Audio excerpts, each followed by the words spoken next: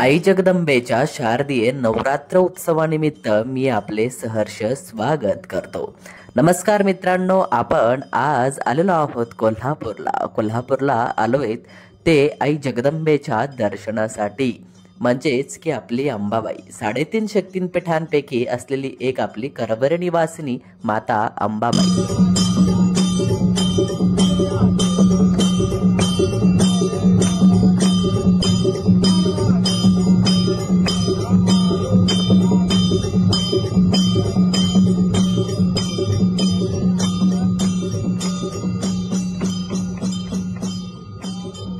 शारदीय नवरात्र उत्सवानिमित्त आई जगदंबेच्या मंदिरामध्ये खूप मोठी सजावट करण्यात आलेली आहे।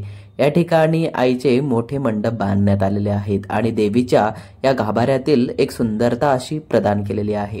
आई देवीच्या दीपमाळेला दीपमाळा चालवल्या जातात।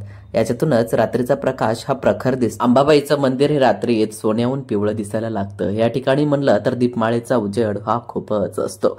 आई जगदंबेचं मंदिर तुम्ही तर पहिल्यांदाही पाहिलंच असेल, पण नवरात्रामध्ये पाहण्याची एक वेगळीच मजा असते।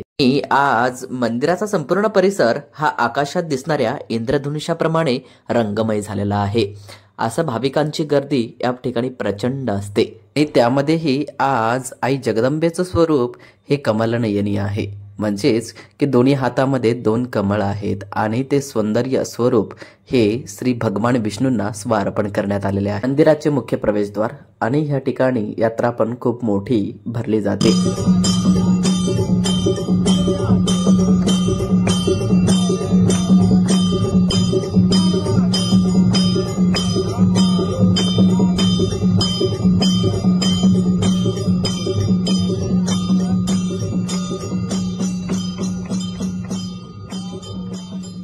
मंदिराच्या गाभाऱ्यात एंटर होताच या ठिकाणी गणपती बाप्पाचे दर्शन होतात आणि मोठी विशाल मूर्ती सुद्धा आहे। ही आहे माता अन्नपूर्णा।